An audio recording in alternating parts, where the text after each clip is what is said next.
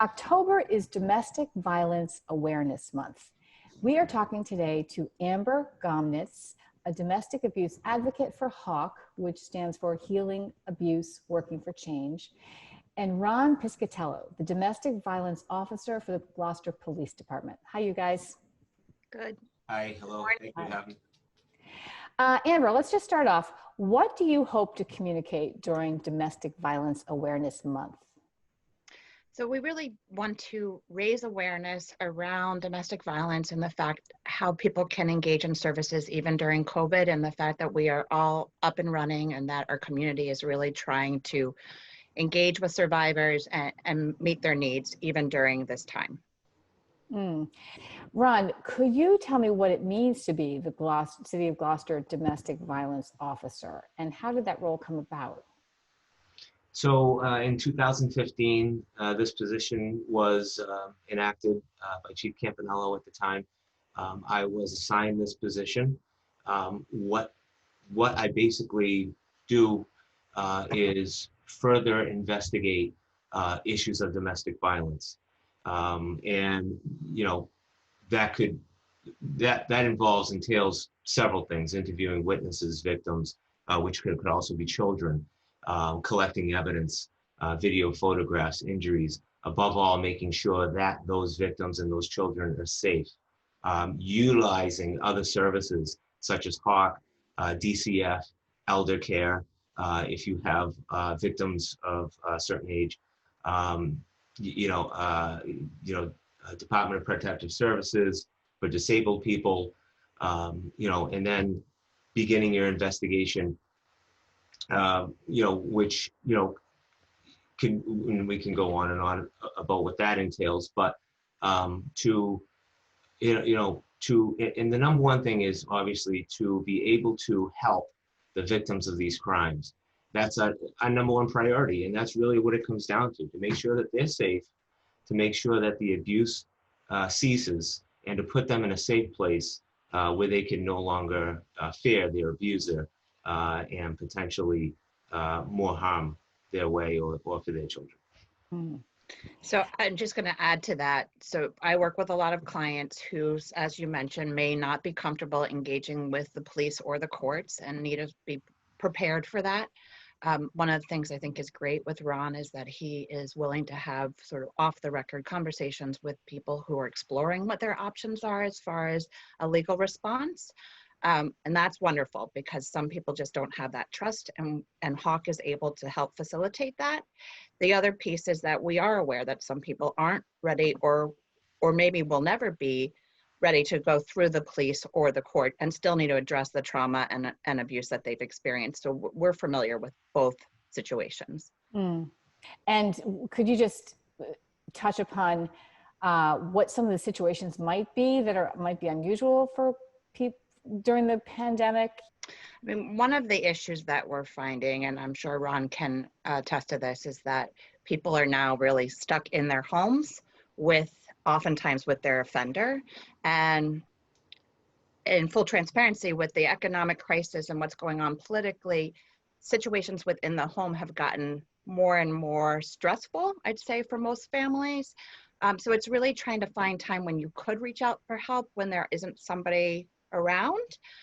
So that's been a challenge, but I still have a lot of clients reaching out, engaging in services for the first time. I don't know if that answers the question, but. Sure, yeah, that does. Yeah. So you're seeing a lot more stress in the community too. It's difficult for all of us, yeah. But I just think it's good that Gloucester in particular is very good in getting the word out that we're here. Good. And are children able to access these services? Or if not, what can they do if a child is feeling as if they're in this kind of crisis of domestic abuse? One of the largest areas of age and population for domestic violence is between the ages of 18 to 24 years old. So, or even younger, 16 to 24. So you have a lot of young people that are experiencing domestic violence, and it becomes another added stress into their already stressful life, being at that age. And I believe that Amber had mentioned earlier, and I shouldn't speak for you, but that they can get help through HAWC, but along with their parental consent. Yeah, I'll just elaborate on that. So yes, HAWC does not, our population that we're serving isn't the under 18 population. However, if someone wanted to engage in services and they were around 17, you could get parental permission for that. But I just want to let you know that we have a collaboration with a new program called Unity that is funded through the Public Health Department. And it is a youth drop-in center, which of course now because of COVID is virtual. But one of the organizers is Shana Doberman, and she has a strong background in domestic violence and sexual assault.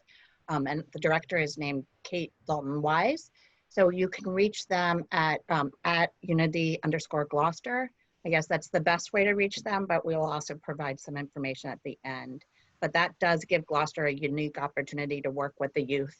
And then she and people within that organization can help get in touch with Ron, me, whomever that might be able to give agency to that victim. Mm-hmm. So what you said originally was someone would need parental permission to reach out to HAWC. So I've had callers not disclose their age and be able to give them some information. We just aren't funded to work with that population. Of course, it's very sensitive because when you're under 18, you have DCF. You could have DCF involved and other participants. So we just have to be careful how we're proceeding with those cases. But we are able to connect people with services. It's just that we don't provide services for that population. That explains it. So, but a great resource would be Unity, and they can be found at Unity_Gloucester, right? That's my understanding. Yeah. So anything else that you want the community to know about your services, or just messages that people might need to hear right now? Just that we are really interested in meeting people where they're at, right? And this is a long process, coming to terms with abuse and trauma you may have experienced. You know, so we really are working with people and meeting them where they're at. We don't have an agenda. We want to help and support survivors and victims. Hmm. And when you say meeting them where they're at, coming to their homes, or they come to your office? Services with our agency right now are remote. So we are doing it telephonically. You could also do it by Zoom, but I know Ron is in person, and we are doing some in-person services through the courts and occasionally by appointment, but really we're trying to keep transmission of COVID as low as possible. So our engagement has been remote. Okay. And then I want to go back to this point at the very beginning. If someone is feeling unsafe in their home, they're certainly going to have a hard time Zooming with you. How would that work? I mean, we recommend if people can get away from the home and call from their car and do an initial contact that way, try to set up an intake where they can block out an hour where the offender isn't around. And we'll work with them to try to get them to engage when it's safe. We are very careful around safety concerns, not calling out to clients that have a safety concern. We try to navigate it best we can. Great. Ron, anything you want to add? Sure. You know, the one thing that comes across and gets asked a lot, seems to be a concern, is immigration status. And just to make it clear, we're not. That's not our priority. We're there to assist and help victims. We're not responding on scene and checking on people's immigration status. Our concern is with their safety and their well-being. The other thing I just wanted to add to is we have these packets that we hand out at each domestic violence scene, and in those packets are your abuse law rights, your victim rights. We also have victim service cards and also my card in there for follow-up. So just wanted to sort of make that clear. I know a lot of people may be apprehensive to call the police, thinking that we get there and we're going to call customs to get them deported and so forth. But that's not going to happen. That's not what our agenda is. We're there to help you out. We're there to make sure that you're safe and that all the victims are safe, and to make sure that happens. Thanks for the reminder. And I just want to let you know the HAWC services are, they're free. A lot of people wonder what we're charging, and it's free services. Really good point. Right. Well, thank you so much. And thank you for all the work you do. And we make sure the community hears this important message. Thank you. Yeah.